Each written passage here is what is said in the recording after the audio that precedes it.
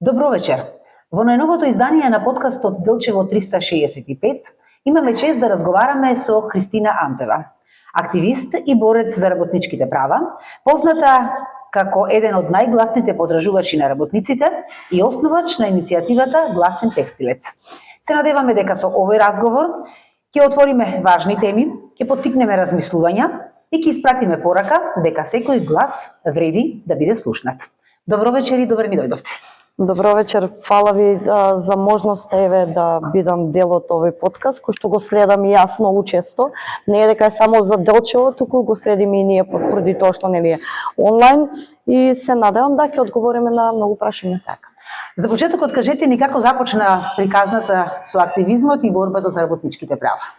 Со оглед на тоа дека во тој период кога започна цела иницијатива, односно 2015-2016, дека и јас самата бев вработена во текстилната индустрија, тогаш ќе се сетиме дека не толку многу се збореше за правата на работниците, особено не на овие од текстилната индустрија.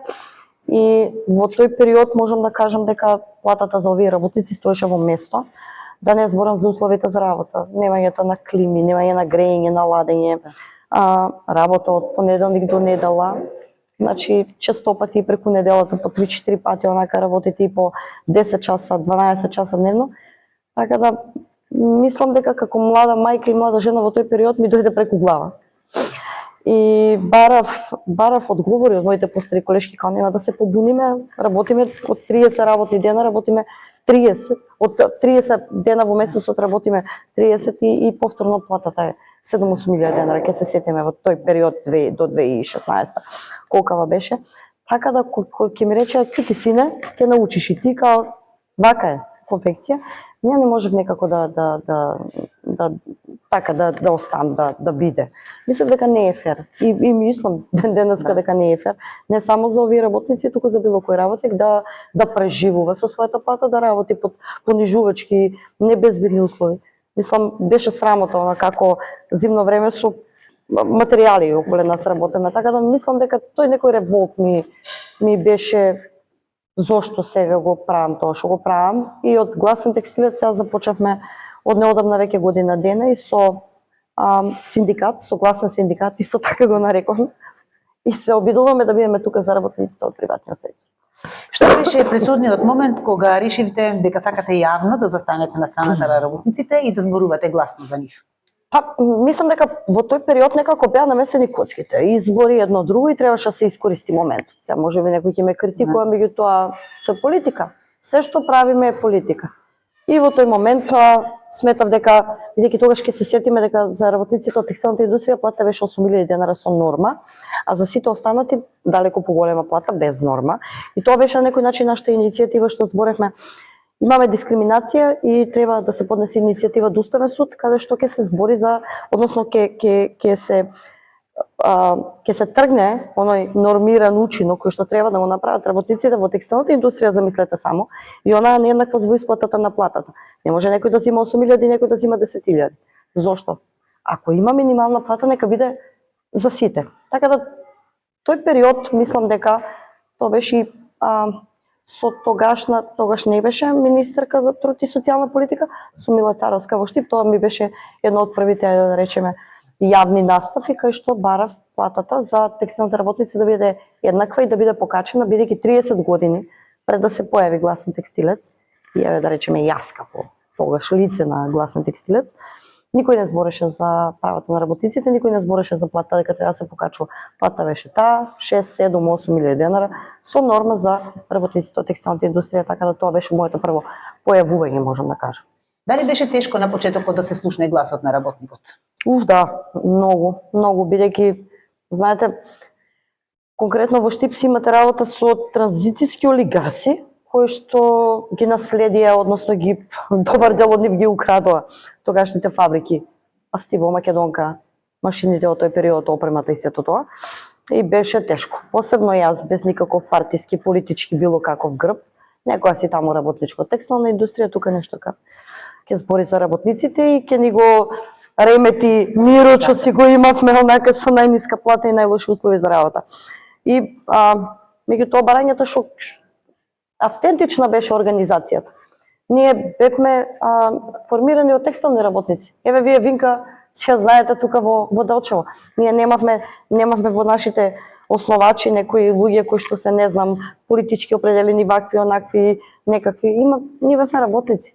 Сега веќе сум надвор од работниот процес, но тогаш бев во работен процес во конфекција. Знаев што зборам, не дојдов од некое министерство или од општина па да им кажам слушајте вие работници вака и вака. Не, го живеев тоа на моја кожа и еве за некој можеби е срамота, меѓутоа за мене е гордост. Ја на 37 години имам 17 години платен работен стаж во приватен сектор. Ни еден ден неам во јавен сектор.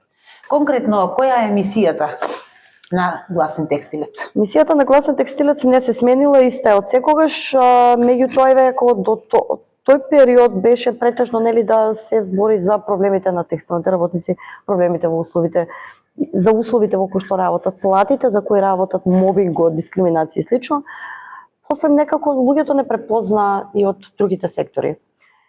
Вие, например, морам да кажам, во корона кризата, преку сервисите кои што ги даваме за бесплатна правна помош за работници, ние имаме 12.000 опфатени работници од цела Македонија. Че не се ово само работници во текстилната индустрија. Почнат како иницијатива, мисијата беше подобрување на состојбите со работничките права, услови и плати за текстилните работници. Меѓутоа видовме после дека некако работниците од целиот приватен сектор ни започнаа да не контактираат, да ни веруваат, мислам, не се глуми. Ќе глумиш година, две, не можеш да глумиш. Така да мислам дека некој ме видел како некој искрен човек кој што навистина знае што збори и мисли добро на народот. Барем добар дел од работниците имаме и такви кои што не мислат. Меѓутоа сега работиме, даваме бесплатна правна помош на работници од целиот приватен сектор, нечесто знаат да се јават и од јавниот сектор, меѓутоа со оглед на тоа дека таму има доволно и по 3 синдикати во една институција, мислам дека мисијата и она што го правиме тука треба да биде за текстилните работници, особено меѓутоа и за работниците од приватниот сектор. Да, си остана Гласен текстилец, не се прекрстивме или нешто, као веќе не сме за текстилците, не, тука сме и за текстилците, меѓутоа и за сите работници од приватниот сектор, каде што фали да се чуе нивниот глас. Во денешно време на што најмногу се жалат работниците, со какви проблеми се соочуваат, што најмногу бараат или ви се обраќаат? Различни. Уште мислам некои работи како што беа враќање на дел од плата, враќање на К15, некои работи се многу ретки. Многу ретки. Да не речем ги нема. Меѓутоа останати се еве како на пример сега проблемот со К15, имавме и пријави од тука и од Делчево и од цела Македонија, кај што работодавачите даваат од утврдениот износ за К15, меѓутоа еве повторно и тука да кажам дека тоа е поради спогодбата која што има подпишано Сојузот на синдикати на Македонија со организација на работодавачи, каде што ако работодавачот со потешкоти може да исплати помала сума. Меѓутоа која е помалата сума и што е економска потешкотија, никаде синдикатот ниту работодавачите не утврдиле во самата спогодба што ја напишале во колективниот договор за целиот приватен сектор. Оно што се случува во последно време и што од минатата година и сега е проблемот со затварање на фирми. И тоа не е толку голем проблем, нели, не можеш да работиш, не можеш да си способен, не можеш работа како и да е. Разни се причините, меѓутоа кој ќе затвориш исплатим на работниците плати. Тоа на нас што ни се случи во целиот источен регион, можам да кажам посебено еве и Скопје и источниот регион, се неколку фирми кои што се затвара, претежно беа со странски капитали кои што така си затворија по 3 месеца неисплатени плати, придонеси на плати, даноци кон државата и си заминаа државата. Ние бевме единствените оние кои што пријавуваа до институциите и бараа некаква правда и се уште бараме правда. Со еден случај дури сме сега и пред Министерството за економија и енергетика пред Германија. Меѓутоа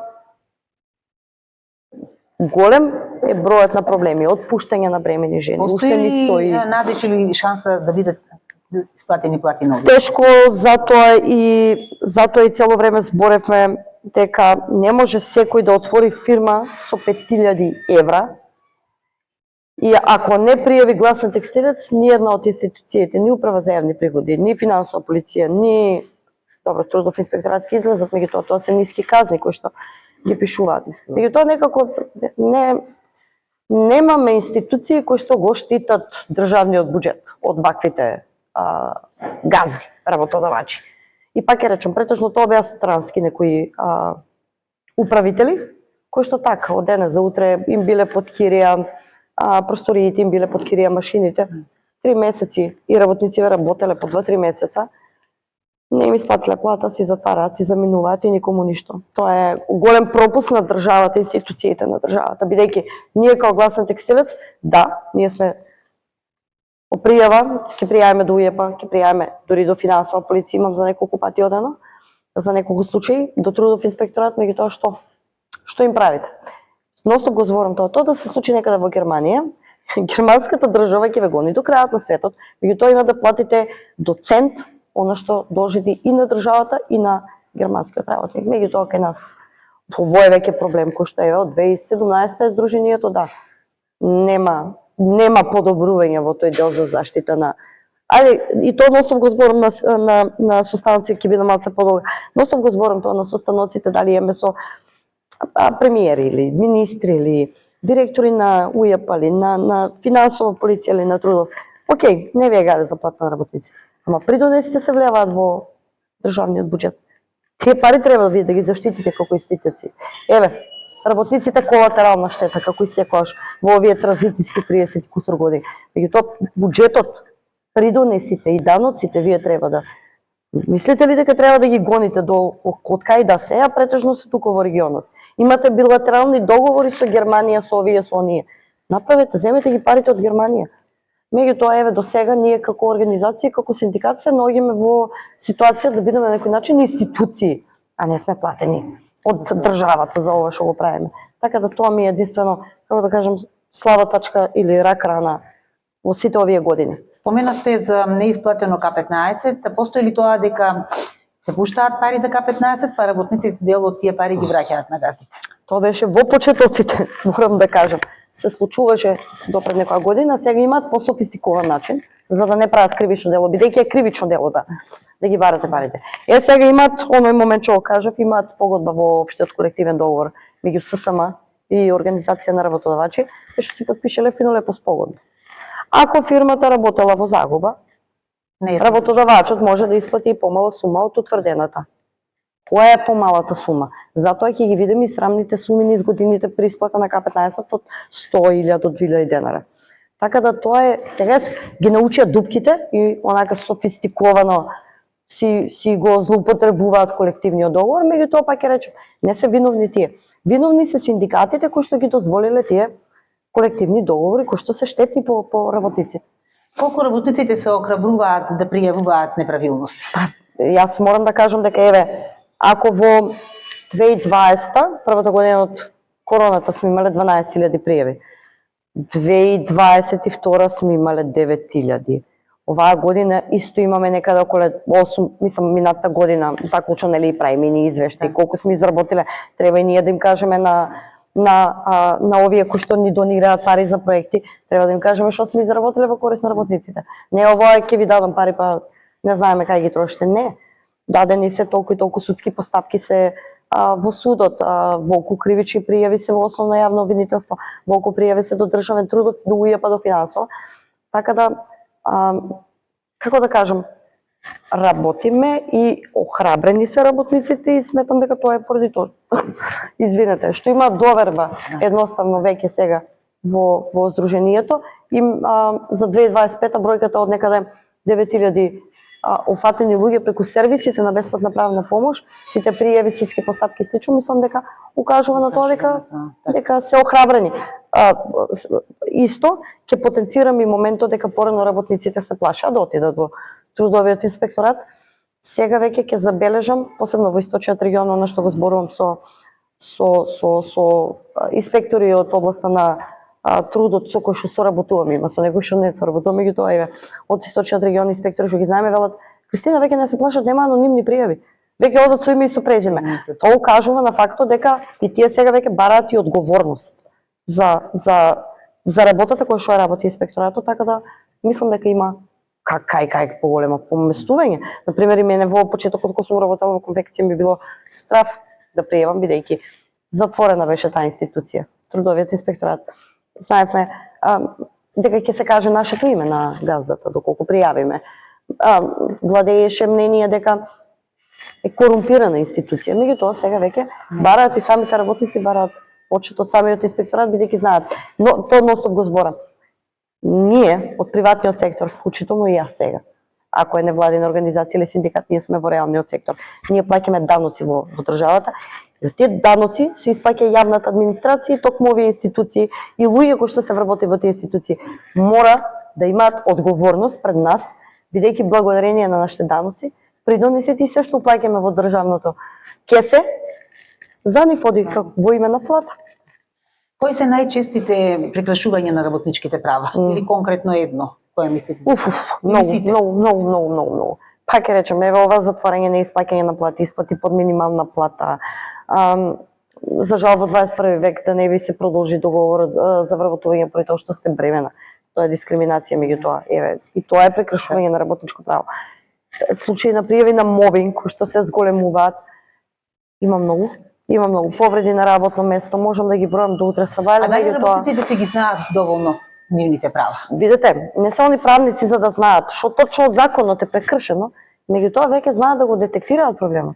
И кои ќе ви се јават, вие треба да кажете да, тоа и тоа е, или на пример Кристина работи 25 години во таа фирма на неопределено работно време, работодавачот ме тера да потпишем спогодба, не смеш да потпишеш спогодба, тебе те следува испратнина, опремнина, плати според твојот стаж. Сега дали ќе оди во пензија, дали значи те следува тебе плати според стажот, треба да ти даде отказ од деловни причини, а не спогодбен отказ да потпишуваш. Значи тука се прават многу манипулации од работодавачите, бидејќи ако работел тој работник 20 години таму, вие треба да му исплатите 4,5 плати од прилика, просечни плати, така да ги кошта тоа и вака им е полесно да ги изманипулираат работниците. Фала Богу, сега знаат да се јават. Кристина вака и вака, немој да потпишете ништо, ќе пратам ја меѓувреме инспекција, треба да ви се исплати волку, нека плати тоа што треба да плати согласно закон. Слободно нека ти избрка од работа, меѓутоа си има начин. Спогодба или сама да си даеш отказ, не може. Така да знаат да се јават, детектираат они нешто, меѓутоа се јават за да им биде полесно и драго ми е поради тоа, бидејќи така најчесто. Или работодавачот ми рече да седам дома, немам, баш има случај некоја делчева тука. Работодавачот ми рече да останам дома, немало работа. Не, утре се враќаш назад. Ама како? Викам 3 дена ако не отидеш на работа, а си на договор на неопределено за стално што велат, тогаш викам работодавачот може да ти даде отказ поради кршење на ред и дисциплина. И ностоп со вакво споменување ви на телевизија, на подкасти, мислам дека е кака зголемена нивната свест и баш ми е драго дека ме слушаат и се враќаат утре. Па што си дошла? Додека не ми дадеш годишен одмор или по кој основ на писмено, зашто сум јас дома, ја не седам дома. Ја ќе дојдам на работа. Ако сакаш да ми избркаш, има начин и вака не. Така да тоа ми е охрабрени се. Кај се охрабрени од оно што го имавме до 2017. А што мислите, дали синдикатите денес се доволно силни? Не, никако. Не, за жал не. Ама тоа е 30 годишното уназадување на работничките права. Пак ќе речам, вие ова што го зборев во почетокот, вие до 2017 имавте плата од 7-8 денара. Имавте разлика у плата. Што ви укажува тоа дека синдикатите биле силни? Оваа спогодба во К15 кај што се вели дека може работодавачот да исплати помала сума ако имала економски потешкоти. Кои се економските потешкоти ги ставиле синдикатите? Не. Кој е помалиот износ го ставиле синдикатите? Не. Имавме исто една анализа, мислам во е досадно веројатно за добар дел од работничката класа и мене ми било досадно, ама мора да се знае дека направиме анализа на различни колективни договори, дали тоа било за јавна администрација, дали тоа било за приватен сектор, дали било за кај да е. Значи има колективни договори за полиција, за војска, за овие зони. И за приватен сектор од областно стопанство. И ние видовме дека од 91 нааму низ колективните договори што се потпишуваат меѓу двата партнера, односно еве на пример Министерството за одбрана заедно со Синдикатот за одбрана или Организација на работодавачи заедно со Синдикатот, Сојузот на синдикати на Македонија. И ќе видиме дека од 91 нааму има само уназадување на работничките права. Ќе се сетите на концептот бруто плата, ќе се сетите на моментот дека порано имаше хранарина и патарина и тоа го разговаравме и сега на состанокот денес во Делчево кој што имавме со работниците. Вие ќе се сетите дека порано имаше многу поголеми права.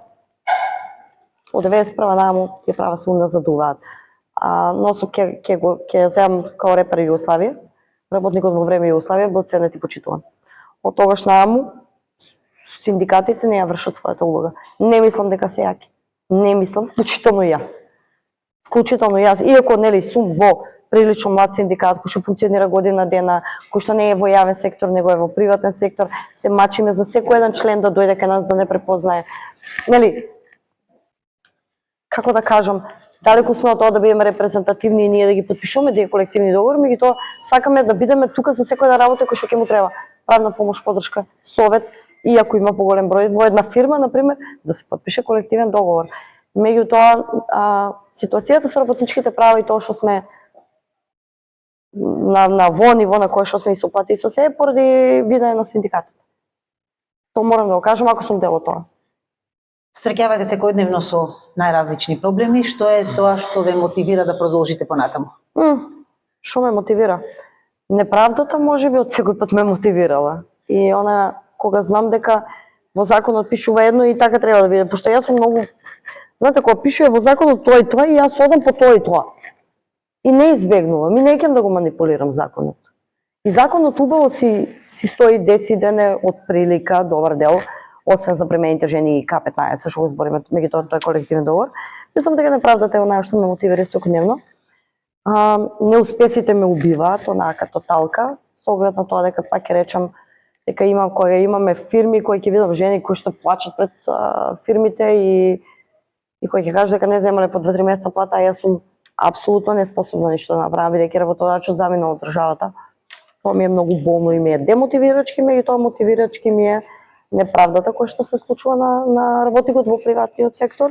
Морам да потенцирам и успесите кои што ги бележиме, бидејќи немаме толку малку успеси. Да речеме, нормата е тргната од минималната плата благодарение на тоа што ние сме го детектирале. Недавно неработен ден е наша иницијатива, наш закон, со кој што ептен се гордеам. Првата кривична пресуда за предизвикување на лажен стечај прв пат во текстилна индустрија од независноста на Македонија е наш успех. Се гордеам со тоа. Исплаќањето на странски брендови кои што исплатија плати кои што ги должеше македонскиот работодавач на работниците, 3 плати опремнини, испратнини, што ја знам, дојдоа странски брендови да исплатат на работниците. Мене тоа ми се победи кои што не знам некој синдикат да ги направил пред нас. А каква е состојбата со младите и работничките права? Младите се друга тема. Ние многу работиме со младите. Имаме волонтери во нашата организација и дополнително имаме ги викаме врснички едукации. Имаме направено посебна брошура и посебна програма што треба младите да знаат, и тоа го правиме во средните училишта во 3-та и 4-та година, особено во стручните средни училишта. И таму имаме млади нивни соученици кои што претходно поминуваат низ обука со нашите правници, со нашите адвокати, и кои што ги имаат првичните познавања, да речеме, и после познавање од Законот за работни односи, дискриминација, булинг, мобинг, што е врсничко насилство, а што е мобинг на работно место и како тоа се детектира дискриминација, или што треба да знаете кој ќе отидете да се пријавите на работа, како треба да изгледа договорот, дека треба да имате писмен договор од старт. Што има во самиот договор, што се состои платата. И јас сум задоволна дека тоа се стварно, мислам, ако закаснивме со постарата популација, вклучително и мојата генерација, барем да имаме млади кои што ќе си ги знаат своите права. И тоа се некои основи кои што, како да кажам, утре да отидат и во Германија, и во Америка, и било каде. Тоа се основите. Значи не ги учиме нешто кој знае што. Така да еве оваа година само опфативме некаде на 350 средношколци од различни градови во источниот регион. Така да јас сум задоволна од нашите волонтери. Например, првата генерација наши волонтери кои што беа од 2017-2018, сега се луѓе кои што се вработени и кои што доаѓаат до канцеларија само. Кристина, мина труд тука добро е искалкулиран. Ја онака, викам, добро се 100 денара. 100 денара ми скратил. Страшни се. Значи знаат веќе да рачунаат што има у листот, знаат веќе што се компоненти на основна плата, што треба да има во листот за плата, што треба да има во договорот за работа. Каква му е оваа конкурентска клаузула? Гениални се. Гениални се и сум многу горда на нив. Дали тоа значи дека се подготвени да се борат за подобри услови? Да, дефинитивно. Дефинитивно, и тоа сум среќна и задоволна и горда што го кажувам тоа, барем на овие деца кои што се обкружени околу нас, а еве во моментот во моментот имаме над 40 волонтери, па ќе речем 12 обучени врснички едукатори само за 2025, да не зборам годините наназад, и волонтери кои што од 2017 до ден денес уште доаѓаат во канцеларија, вработени се, стабилни луѓе, деца кои што се надвор од политички партии, кои што веруваат во граѓански активизам, и драго ми е што се такви какви што се не отидоа да лепат летоци, да лепат, не знам, политички агенди и слично, него останаа да веруваат во граѓанскиот активизам и колкуто ние можеме како граѓани да инициираме, да направиме преку притисок, преку солидарност и слично. И горда сум, најгорда сум на нив. Ајде сега кажете ни која е Кристина приватно надвор од активизмот. Кристина е некој кој што забавле не е дома. Сега е прилично касно, меѓутоа уште не сум отидена дома. Кристина има 3 деца. Браво. Да, сопруга, мајка на 3, како што кажав. На прилично воспитани и мирни културни деца, што се тотална спротивност на мене, они се тивки, мирни, прибрани, разбрани, додека јас сум нешто сосем друго. И каква сум? Знам да сготвам 2 пати у неделата и друго ништо. Да се подзачисти и тоа е тоа. Приватно исто вако како што сум, таква сум секаде. И со пријатели, и со роднини, и со било кој. Од каде црпиш енергија најмногу? Која е најголема поддршка? Од кој доаѓа? Маш ми, дефинитивно. Дефинитивно, тоа е човек што цело време ме вози, ме носи, ги остава своите обврски само ради мене. Разбира кога сум нервозна и сама вика, немој ќе изгубиш здравје. Уствари изгубено ти е здравјето, намали, не се нервирај. Шо можеш сега да направиш у 8 саат вечер? Утре од сабајле. Така да најголема поддршка ми од него, онака он презима највише одговорности околу деца и околу грижа за дејацко, бидејќи во е захтевна работа што го правам. Во една вистина захтевна работа. Ви имате работници во недела вечер што ќе ве бараат и на видеокол. Имате работници кои што имаат потреба да слушнат совет во ниедно време, за кои што треба да сте тука, имате случаеви на кои што мора да се појавите на тоа судење во Скопје, на тоа судење во Делчево, на тоа судење во Кочани. Така да бара оваа моја работа бараат од вас и само внимание да ги сослушате. Да речеме најчесто во почетокот и тоа беше тоа. Да.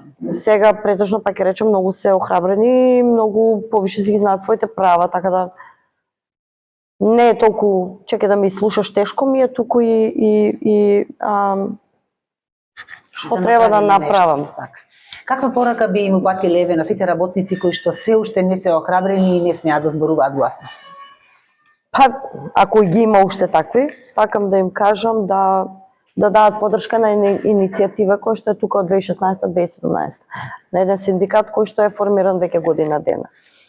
На една активистка на мене која што сум дојдена од нив.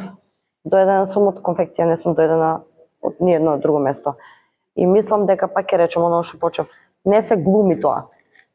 Ако се глуми, ќе се откриете после година, 2-3, не сте професионален глумец, па и на тие професионални глумци у Холивуд им треба одмор. Така да сакам да им кажам да ни дадат поддршка и дека заедно можеме многу повеќе, дека ние и нашиот тим сме и основачките кои што се дели од синдикатот и од Сдруженијето. Мислам дека ги имате и препознати се во Делчево и можете да ни верувате и треба да ни пристапите и треба да ни дадете поддршка за заедно да се избориме, бидејќи работникот во Македонија заслужува да остане тука, меѓутоа да биде соодветно платен и соодветно ценет неговиот труд. А каква порака би им упатиле на сите жени кои што сакаат да се занимаваат со активизам? Тешка работа е, треба да ги навикнете мајшите да бидат повеќе со своите деца да внимаваат дома, за домаќинството, не се зезам. Реално би било многу поубаво кога би биле многу, кој ќе видам жени во партии, не ги сакам политичките партии, меѓутоа би сакала да има повише жени во граѓанскиот активизам, меѓутоа да бидат искрени. Бидејќи има многу активисти, верувајте ми, колеги и колешки, кои што, не знам, едноставно заборавија зашто се тука. Канцелариите не се нашиот, не треба да бидат нашиот работен простор. Терено треба да биде нашиот работен простор, да бидете и во Делчево и во Кочани и да видите со што се случува и таа жена во Звегор, и таа жена во Разловци, и таа жена во Лозово и не знам веќе каде. Ако сте вистински активист, ако не седите во канцеларија и глумете дека сте граѓански активист. Еве за крај кажете ни вашите идни планови. Идни планови се овие фирми кои што ни затвори оваа година, да пробам најголем дел од нив да ги исплатат платите кои што им ги должат на работниците, да се бориме за повисока плата. Тоа е нашата агенда, нели, како синдикати и како активисти, и да се трудиме да ги мобилизираме работниците за да бидат посолидарни. Да се сетиме на тоа што значеше во времето на Југославија солидарност, почит, вреднување на трудот, соодветно вреднување на трудот, бидејќи што ќе им дадеме, што ќе покажеме на децата, како да наведнеме глави, како да заменат од државата, тоа е најлесно. Покажете им како е да се трудиш во Да си останеш сопствената. дома. Тоа ми е најбитно. Тоа ми е најбитно. Верувате, многу повеќе сум имала причини зошто да се откажувам и да заминам од тука, а не дека нема да ме вработи некој надвор од државата. Имаме и таму синдикати и организации и слично, меѓутоа решив да останам тука бидејќи знам дека оваа моја државичка може многу повише и вој мојот народ заслужува многу повише од ова што му се случува. Само треба да стане и да прекине да ја ведне главата. Бидејќи, како велат, наведната глава сабија не ја сече, ама пани сонце не ја грее. Така. Убава порака за крај од овој наш разговор. Ви благодарам што бевте дел од нашиот подкаст и ви посакувам многу успеси во иднина. Јас пак да ви заблагодарам што сум ви денес овде гостинка. Драго ми е што сум во Делчево. Секој пат ми е убаво вака на срце кој ќе ги видам делчевчанки. И пак да ви се заблагодарам, се надевам дека ќе има интерес кај вашата публика. И ќе разговараме во некоја следна прилика. Ви благодарам уште. Се надевам. Пријатно. Вам, почитувани гледачи, ви благодарам за вниманието. Ве поздравуваме од Хотел Либеро. Имајте убава вечер.